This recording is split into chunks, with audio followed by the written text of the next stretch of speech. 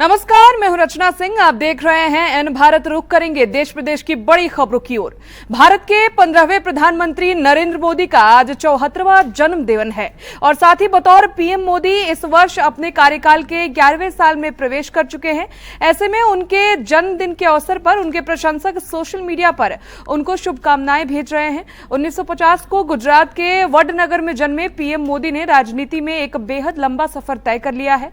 मोदी लगातार 3 बार भारत के पीएम बन चुके हैं और साथ ही ये दूसरे प्रधानमंत्री रहे हैं जो 3 बार चुने गए हैं। पीएम मोदी पिछले 23 सालों से लगातार सत्ता में बने हुए हैं। पीएम मोदी 7 अक्टूबर 2001 से 22 मई 2014 तक गुजरात के मुख्यमंत्री रहे थे, जिसके बाद 26 मई 2014 से लेकर अब तक वे देश के प्रधानमंत्री पद पर हैं।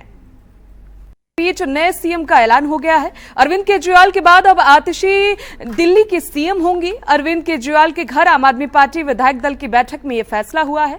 उनके नाम की चर्चा पहले से ही चल रही थी। अब उसी कड़ी में केजरीवाल ने उनके नाम पर मुहर लगा दी है। आतिशी वर्तमान सरकार में भी सबसे ज्यादा मंत्रालय संभाल रही थी। ऐसे में अनुभव के लिहाज से उनका पलड़ा भारी नजर आ रहा है।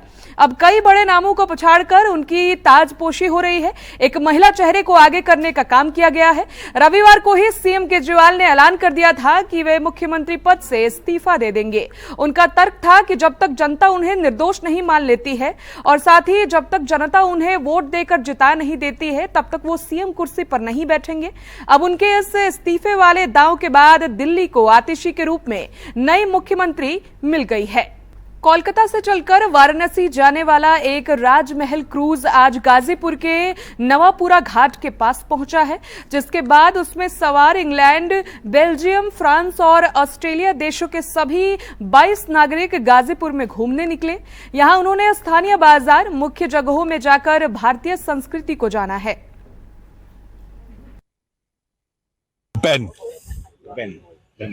Country? UK, England. Beautiful. India is like an assault of the senses. The smell, the color, the vibrancy. It is very, very beautiful. And my mother spoke and she said it is a privilege to be here, and I agree with her. The history of the British with India is long, not always good. But as our guide tells us, sometimes there is a silver lining to a cloud. And it helped with some of the progress in India, and that is a good thing. But this is history now. This is all past history, which is fascinating for us to see. What other places you are going to see after this? Very excited to visit Varanasi, sacred and holy place, and it will be very, very interesting to see the culture at Varanasi. Thank you. What is your name and Yes. from where you are? My name is Gaetan, and my husband and me, we are coming from Belgium. And one day we saw information on internet to do the Gange, and we say, why not? And we really enjoyed it. The service perfect, and the view. We have the feeling that we enter the intern of India. English is not our mother language, so we don't speak as good as the other English people. But we really enjoyed to be in contact with the village, with the little things.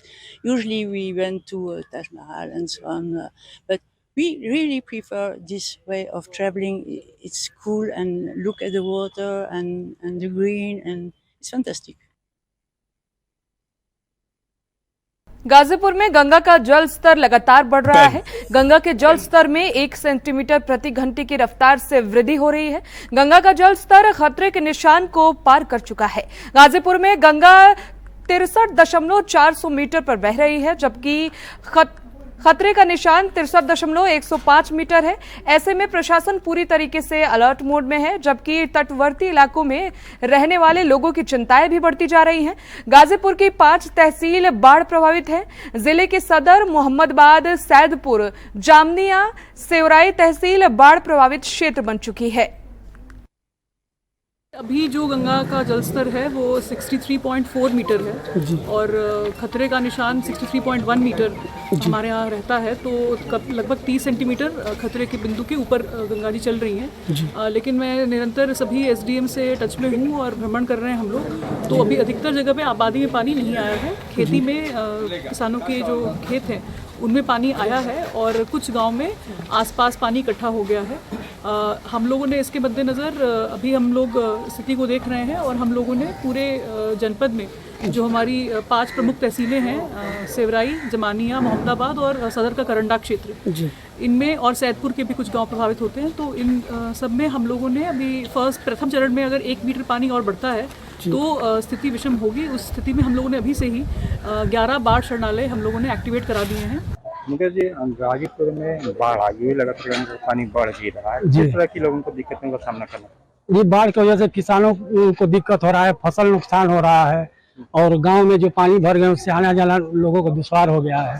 शहर में भी लोगों को दिक्कत? जी, बहुत दिक्कत है। जैसे नाली उली सब जाम हो गया है, पानी से पानी निकासी नहीं हो पा रहा है, इससे लोगों के घर में पानी घुस जा रहा है, परेशानी हो रही है। गाजीपुर शहर और गांव में जो लोग गंगा के किनारे बसे हुए हैं उनको तकलीफें हो रही हैं, क्या वो चिंतित नजर आ रहे हैं? जी, एकदम चिंतित है कि आगे क्या होगा, और पानी बढ़ेगा और मतलब लोगों को दिक्कत होगा। यहाँ तो पहले गंगा जैसे बढ़ गया तो फसल किसान की बर्बाद हो रही है, और दूसरे में मतलब थोड़ा आदमी को सावधानी भी बरतनी चाहिए क्योंकि जलस्तर काफ़ी बढ़ चुका है।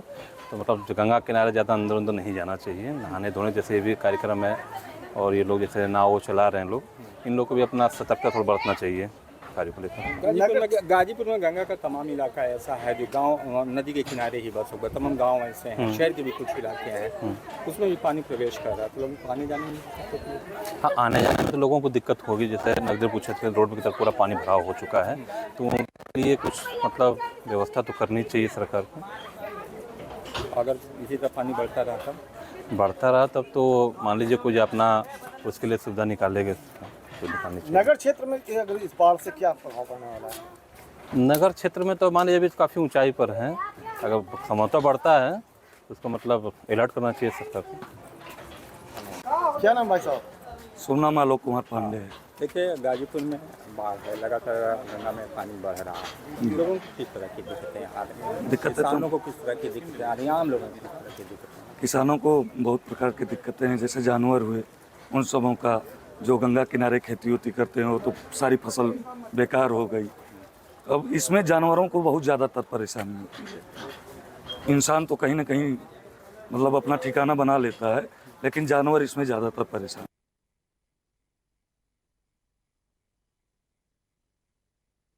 गोंडा में घाघरा नदी का जलस्तर लगातार बढ़ने से जिले के कई गांव बाढ़ की चपेट में आ गए हैं, जिससे जनजीवन पूरी तरीके से अस्त व्यस्त हो गया है। नेपाल में हो रही भारी बारिश के कारण बैराजों में लाखों क्यूसेक पानी छोड़ा जा रहा है, जिससे घाघरा का जलस्तर खतरे के निशान से करीब 90 सेंटीमीटर ऊपर पहुंच गया है। प्रशासन ने आश्वासन दिया है कि राहत कार्यों में कोई कमी नहीं आने दी जाएगी और सभी प्रभावित लोगों तक सहायता पहुंचाई जाएगी। में घाघरा नदी खतरे के निशान से 83 सेंटीमीटर ऊपर बह रही है। पानी के बहाव 3,22,000 क्यूसेक के आसपास है और साथ ही साथ जो है लगभग 25 गाँव में 20 से 25 गांव हैं, लोग लगभग 25 गांव में पानी जो है अंदर गया हुआ, जो है 25,000 के आसपास की जनसंख्या प्रभावित हुई है। सबको लगातार हम लोग जो है नाव की सुविधा, राहत सुविधाएँ, लंच पैकेट और राशन की सुविधा, किट है, राशन किट है, भूसा है, इस सब का हम लोग लगातार जो है व्यवस्था कर रहे हैं।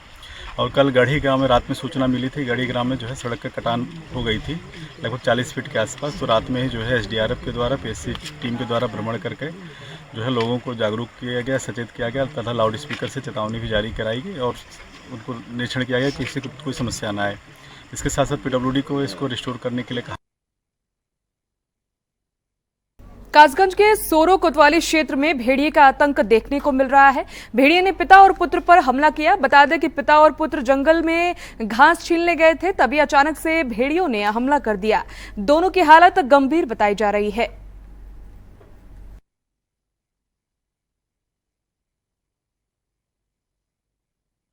खबर यूपी के कुशीनगर से है, जहां हनुमानगंज थाने की पुलिस का एक कारनामा चर्चा का विषय बना हुआ है। बता दें कि बाइक चोरी की घटना को एफआईआर में 1 सितंबर 2027 लिखा गया। बता दें कि एक ही रात एक साथ 4 बाइक चोरी की गई, लेकिन अब तक 3 चोरी की गई बाइक की एफआईआर दर्ज नहीं की गई है। मैं जब मेरी गाड़ी चोरी हुई उसके अगले दिन जा करके प्रथम सूचना रिपोर्ट दर्ज कराया हनुमानगंज थाने पर। तो जब हमने रिपोर्ट दर्ज कराया तो दर्ज कराने के आने के बाद एसओ साहब से हम लोग फिर 1 हफ्ते बाद गए मिलने के लिए। तो कहे कि अभी किसी का एफआईआर दर्ज नहीं होगा और लेकिन एक आदमी का एफआईआर दर्ज हो गया है। तो हम लोग देखे कि सिर्फ मेरे नाम का एफआईआर दर्ज किए हैं। मेरी गाड़ी का जब एफआईआर दर्ज करके उसका प्रतिलिपि हमको जब कागज़ दिए तो कागज़ लेकर मैं जब घर पे आया तो घर पे आकर देख क्या रहा हूँ, जो गाड़ी मैंने 1/9/2024 को गाड़ी चोरी होने की गुमशुदगी चोरी होने की रिपोर्ट दर्ज कराया, तो उसमें 1/9/2024 के बदले में उस पर 1/9/2027 लिखा गया है।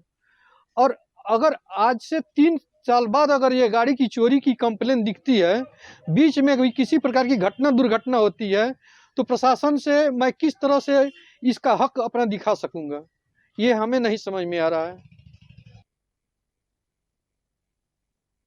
में फार्म हाउस के अंदर तेंदुआ टहलता हुआ सीसीटीवी कैमरे में कैद हुआ। दोनों फार्म हाउस के आसपास तेंदुआ घूमता हुआ दिखा। आपको बता दें कि वन विभाग की टीम तेंदुए को पकड़ने में जुटी हुई है।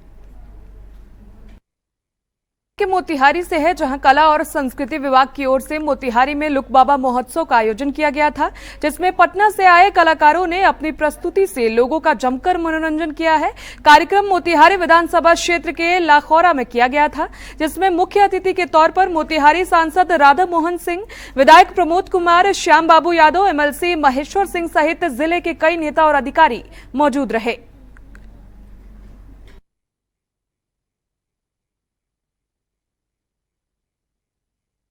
2004-5 के पहले बिहार की कैसी हालत थी। नौजवान भाइयों जरा पूछो अपने बाप दादों से, बड़े भाई से पूछो, जीना मुश्किल हो गया था। अंधेरे में माँ बहन कहीं निकल के नहीं जा सकती थी, यह दृश्य था। अगर ये नीतीश कुमार ना होता तो इस अपराध से मुक्ति नहीं मिलती। आज भी अपवाद है, आप भी हैं कि कई अपराधी बच निकलते हैं, कभी बड़ा बाबू से तालमेल करके, कभी किसी नेता से तालमेल करके बच निकलते हैं, लेकिन नीतीश कुमार के राज में उनको सबक सिखाया जाता है। ये 2004 के पहले स्थिति नहीं थी। आप ठीक से हम मीटिंग नहीं कर सकते, मुझको अनुभव है। अंधेरे में आप घूम नहीं सकते। कई गांव में वोट गिराने नहीं दिया जाता था। दर्जनों ऐसे गांव थे जहां आपको वोट देने से रोका जाता था, पिटाई किया जाता था। तो नीतीश मोदी अपनी जाति को, अपनी बिरादरी को, अपने मजहब को, अपने कौम को, अपने गांव को मजबूत बनाना है तो नीतीश से मोदी को मजबूत बनाइएगा, तो आपके आने वाली पीढ़ी का भविष्य सुरक्षित। और 2004-5 के पहले बिहार की कैसी हालत थी। नौजवान भाइयों जरा पूछो अपने बाप दादों से, बड़े भाई से पूछो, जीना मुश्किल हो गया था।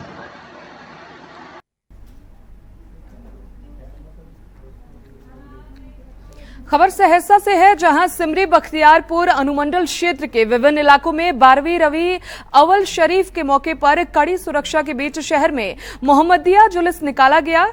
बनमा इटहरी प्रखंड, सलखुआ प्रखंड और नगर परिषद सिमरी बख्तियारपुर में भारी संख्या में मुस्लिम समुदाय के लोगों ने भाग लिया। सैकड़ों बाइक, ट्रैक्टर और पैदल लोग मोहम्मदिया जुलूस में शामिल हुए। क्या कुछ कार्यक्रम है पूरा? जी, ये दिन ऐसा है कि हर साल हर चार जानिब से इस इलाके से जुलूस लेकर के लोग आते हैं।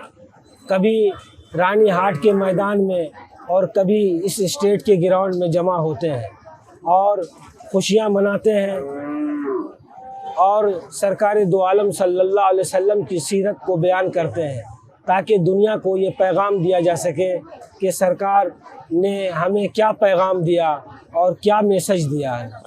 और प्रशासन हमारे साथ होता है और वो हमारे जुलूस और जलसे में काफ़ी जो है मदद करता है, हम उसके भी शुक्रगुजार हैं। इस्लाम से पहले आतंकवाद था, दहशतगर्दी थी, जुल्म था, गसब था, दूसरों की दौलत पे कब्जा था, बात बात पर जंग होती थी। लेकिन जब इस्लाम आया, पैगंबर इस्लाम आया, तो उसने आतंक को ख़त्म किया। इस्लाम, पैगंबर इस्लाम और मुसलमानों पर आतंकवाद का इल्ज़ाम अपनी जगह खुद बहुत बड़ा आतंकवाद है। मोतिहारी में पुलिस अधीक्षक का कमान संभालते ही नवपदस्थित एसपी स्वर्ण प्रभात ने पुलिस कर्मियों के लिए नए संदेश जारी किए हैं। एसपी स्वर्ण प्रभात ने कहा कि पुलिस विभाग के सिपाही से लेकर बड़े अधिकारियों तक को महीने में 3 दिन निश्चित तौर पर छुट्टी दी जाएगी और किसी विशेष प्रयोजन के लिए 2 दिन की विशेष छुट्टी दी जाएगी। इसके अलावा बेहतर कार्य करने वाले पुलिस पदाधिकारियों को पुरस्कृत किया जाएगा। जी सर, आज मोतिहारी जिले में 16 सितंबर को मैंने योगदान दिया है और योगदान देने के बाद जो है हम लोग की प्लानिंग है कि हम लोग सभी CI, SDPO और सभी पुलिसकर्मियों के साथ बैठक करेंगे और उनसे जिले का फीडबैक लिया जाएगा और जिले का जो क्राइम पैटर्न है, विधि व्यवस्था है और शराबबंदी है, जो अन्य चुनौतियां हैं, उसके बारे में हम लोग डिस्कशन करेंगे। और इसी के साथ साथ जो आम जनता है और जो जनप्रतिनिधि हैं, उनके साथ संवाद स्थापित किया जाएगा, उनसे भी फीडबैक लिया जाएगा और फीडबैक लेने के बाद जो है पुलिस एक विशेष रणनीति के तहत कार्य करेगी और पहले से जो अच्छे कार्य जिले में हो रहे हैं उनको हम लोग जारी रखते हुए उनको और बेहतर बनाने का प्रयास करेंगे। पुलिसिंग को और बेहतर बनाने की दिशा में पुलिस काम करेगी। इसके साथ साथ हमारे जो DGP सर हैं, उनके द्वारा जो 6 का जो फार्मूला दिया गया है उसको ग्राउंड पर उतारने का काम जो है पुलिस करेगी। वह 6 जो है वो है समय, सत्यनिष्ठा, संवेदनशीलता, स्पीडी ट्रायल, शक्ति। तो ये 6 का जो फार्मूला है, इसको ग्राउंड पर उतारने का हम लोग का पूरा प्रयास रहेगा। इसके साथ साथ जो है अपराध, विधि व्यवस्था, शराबबंदी, ड्रग्स, नशे का कारोबार, ये हम लोगों की प्राथमिकता रहेगी।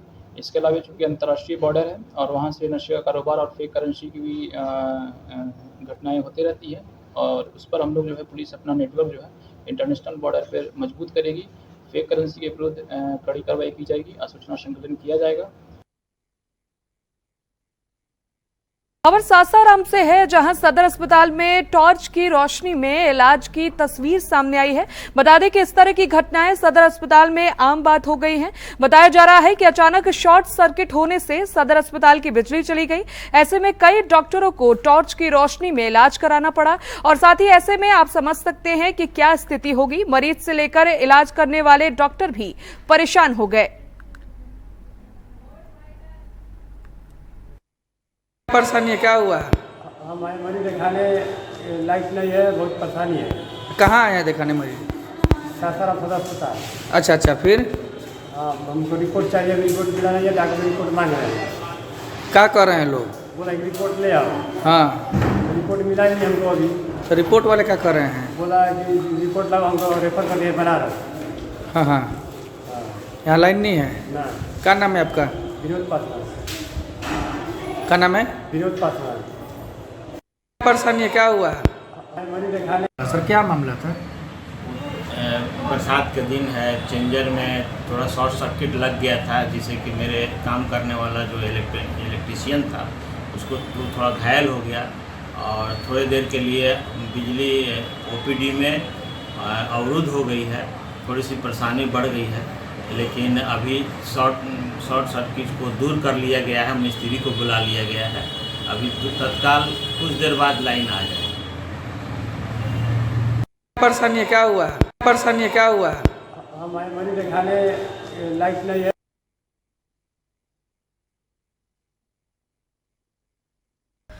खबर सहरसा से है, जहां बीते 14 सितंबर को 2 युवक ने 14 वर्षीय नाबालिग लड़की के साथ सामूहिक बलात्कार किया।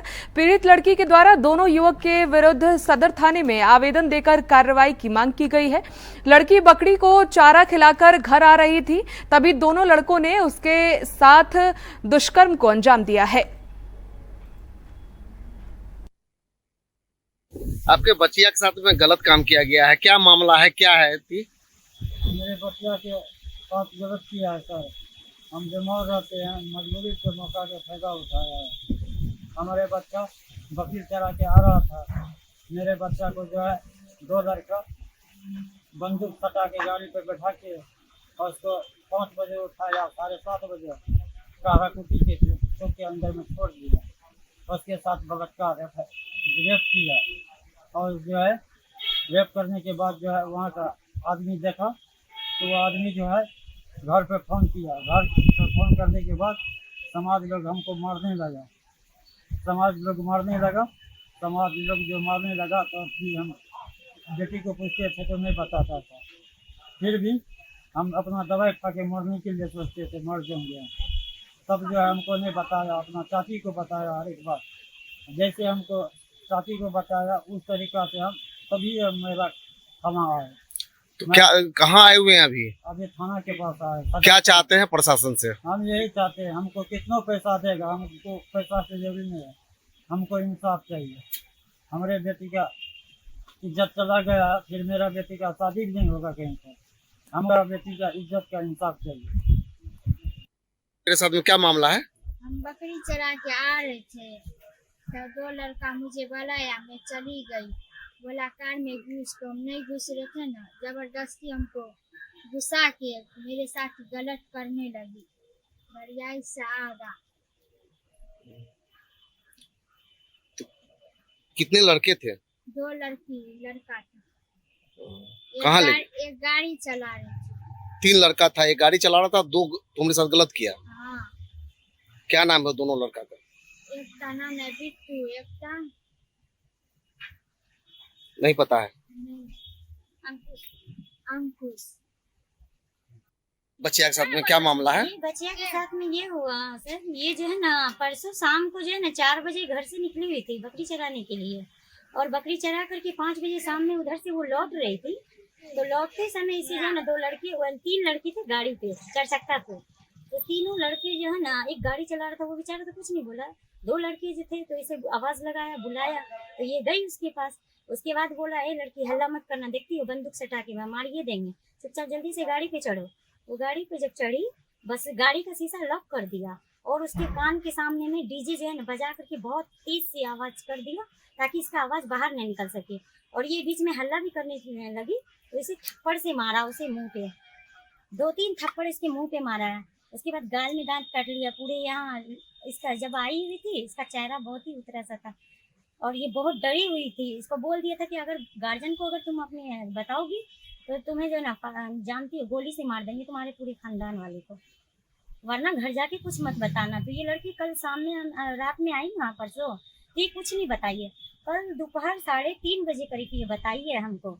हम इसे पूछे इतना, इसके मम्मी पापा मार रहे थे कि तू कहाँ चली गई थी बकरी चरा के, तो ये बताई नहीं, मार खा ली चुपचाप, लेकिन बोली नहीं कुछ। जब हम इसे प्यार से पूछे तब ये हमें बताइए कि देखिए ना 2 लड़का मेरे साथ ऐसे ऐसे किया है और जो है ना देखिए मेरा कपड़ा उपड़ा सारा फटा हुआ है, सारा कपड़ा भी फाड़ दिया है, सारा कपड़ा भी उसका फटा हुआ है। तो क्या नाम है दोनों लड़का का? दोनों लड़का का, पहले लड़का जो किया है उसका नाम बिट्टू है, दूसरे लड़का का नाम है अंकुश कुमार।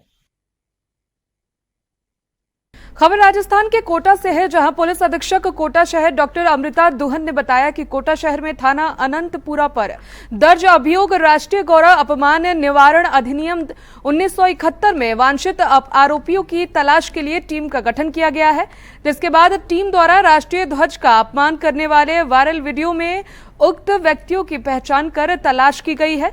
मामले में शामिल 3 आरोपियों को गिरफ्तार किया गया है।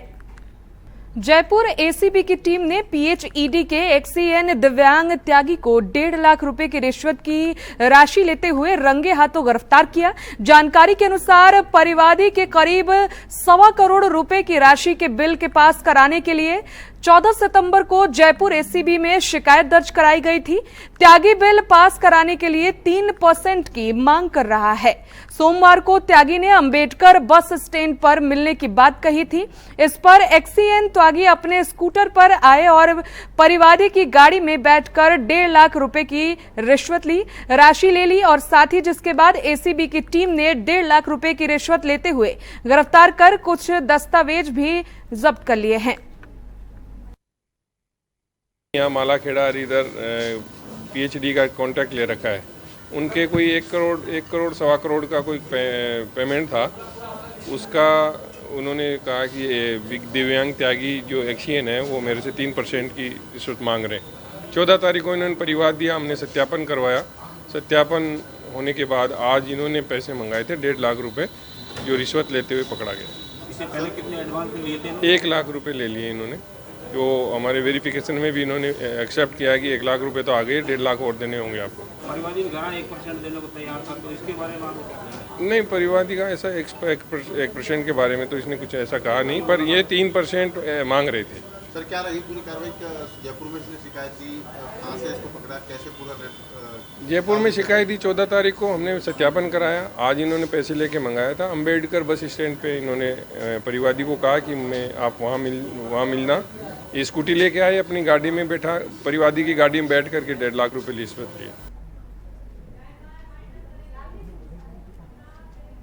देश प्रदेश की खबरों में फिलहाल इतना ही। देखते रहिए एन भारत।